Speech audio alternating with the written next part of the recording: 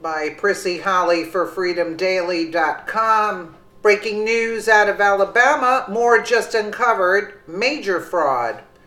If there's one thing we learned about the presidential election last year, it's that liberals will do whatever it takes to win.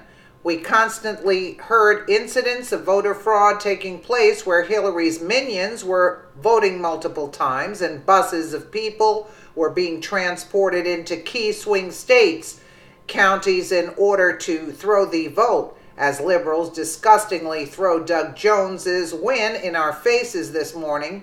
Republican Roy Moore is refusing to concede after evidence of voter fraud is now being revealed, sure to overshadow the win that liberals are calling a stinging snub to President Trump. Being able to go back and recount digital votes is a very serious step to preserving the integrity of elections due to the massive voter fraud that took place by Hillary and her minions throughout the presidential election last year.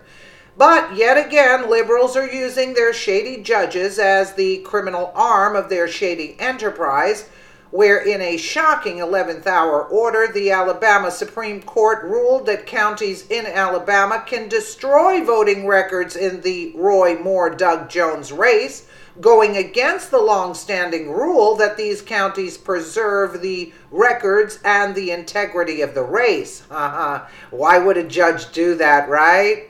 If there wasn't voter fraud. Essentially, any criminal evidence of liberals voting multiple times or illegals or non-residents casting their votes for Jones are now destroyed forever thanks to the unbelievable ruling of an Alabama judge, TechCrunch reports. Following an 11th hour order instructing voting officials in Alabama to keep the digital ballots generated in Tuesday's controversial Senate election, the state Supreme Court has issued a stay to block that decision. The order to preserve the records was issued by the Montgomery County Circuit Court on Monday afternoon, less than 24 hours before voting was set to begin. And the stay will effectively nullify that order that was issued late Monday night. All good for them. All counties employing digital ballot scanners in the December 12, 2017 elections are hereby ordered to set their voting machines to save all processed images in order to preserve all digital ballot images. The Montgomery County order stated. The order came just hours before the votes were counted in the Moore-Jones race. Democrat Doug Jones took a commanding lead in the Senate race Tuesday. I wouldn't consider that a commanding lead. Tuesday night, as it became clear that Mobile County was going to be the last county to come in.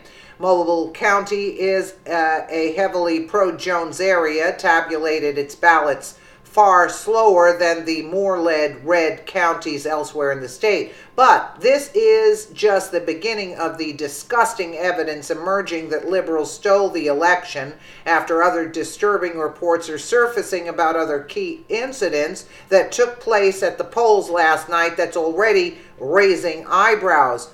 One, fake narrative about voter suppression. It was widely predicted that blacks in Alabama would determine the outcome of the race when the liberal media began to realize that it would be an incredibly tight race where we saw Moore and Jones separated by less than 1% for several hours. Liberals immediately began to push the false narrative that blacks were being blocked from the polling places. One of the trending stories was from fake liberal website Verified Politics, was a viral story called "Something Incredibly Shady is Happening in Alabama Right Now," where they made the ridiculous claim that blacks were being prevented from voting. In the article, the website asserted that white supremacy, quote, was preventing black citizens from being able to take to the polls, that no doubt got the black populace fired up just in time to cast their votes for Jones before the race ended. Here's a short excerpt of their ridiculous story where they claimed that the white supremacists were requiring poor blacks, quote, from being able to vote because they were required to show an ID. Alabama has a long history of suppressing the votes dating back to at least the 1901 when the state passed a new constitution whose main purpose was to deny African Americans the right to vote. They whined.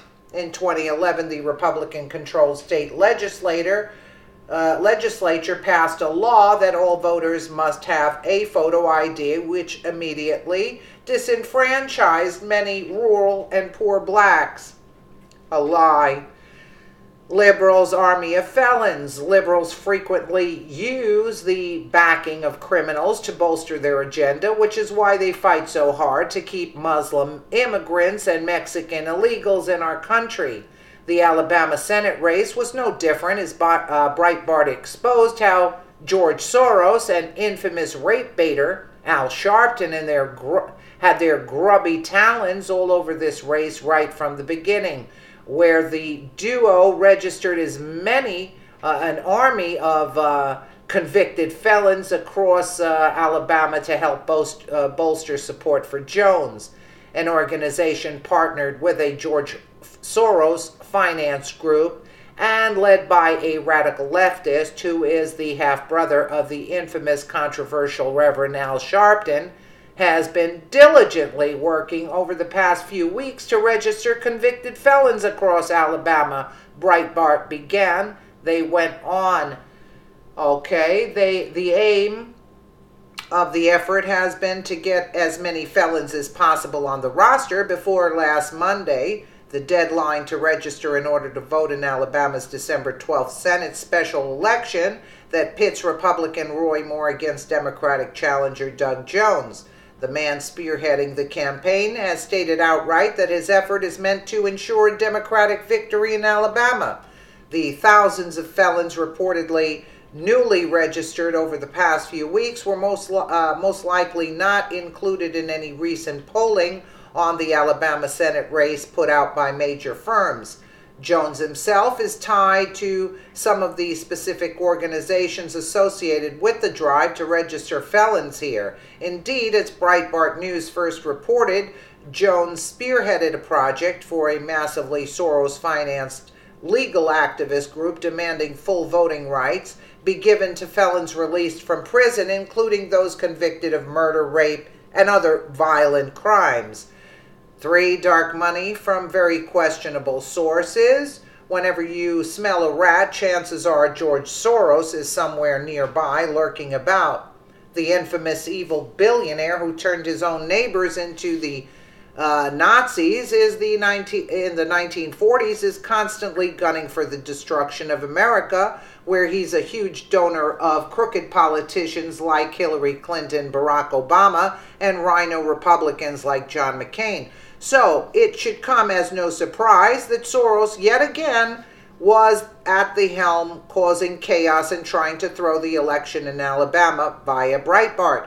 Politico reported on Monday that the George Soros-funded Priorities USA Action and Senator Chuck Schumer, Senate Majority PAC, are the dark money behind the Alabama shell group that has spent more than $4.1 million to defeat conservative Republican Roy Moore in Tuesday's Alabama U.S. Senate special election, in which he faces liberal Democrat Doug Jones.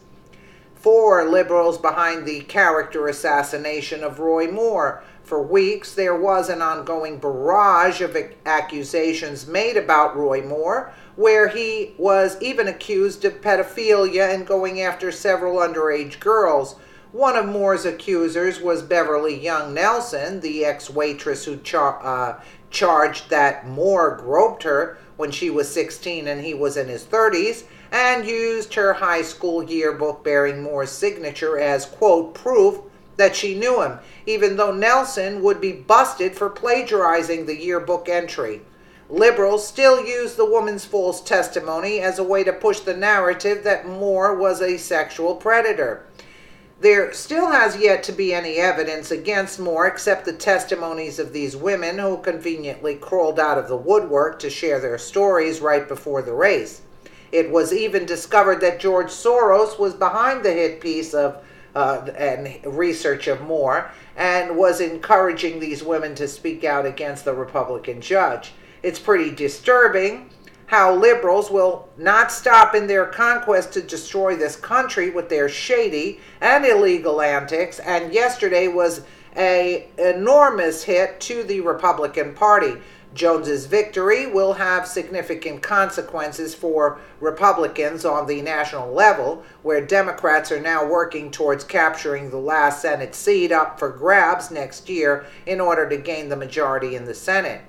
But I'm glad that they thought about putting a stop. Notice that that judge tried to destroy. Why would they destroy it automatically? Are you kidding me? It reeks of corruption here. Reeks of corruption, and I'm glad they put a stop to that order to allow that judge to go through with the destroying the digital votes. Let me know what you guys think in the comments below, and again, thank you so much for watching.